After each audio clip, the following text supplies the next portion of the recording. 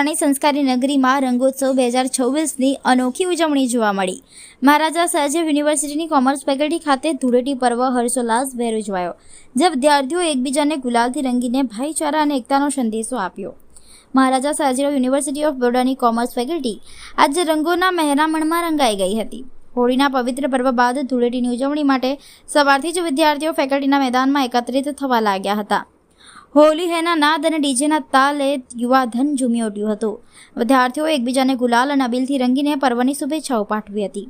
ખાસ વાત એ રહી કે કેમિકલયુક્ત રંગોને બદલે મૈત્રીપૂર્ણ અને પર્યાવરણ મિત્ર રંગોનો ઉપયોગ કરવામાં આવ્યો હતો। સિનિયર અને જુનિયર વિદ્યાર્થીઓએ સાથે મળીને ધૂળેટી રમી, જે ફેકલ્ટીની જીવંત સંસ્કૃતિ અને એકતાનું પ્રતિબિંબ હતું।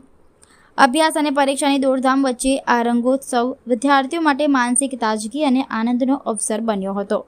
ફેકલ્ટીના દરેક ખૂણે રંગબેરંગી ચહેરાઓ અને હાસ્યના રંગો છવાયેલા જોવા મળ્યા હતા।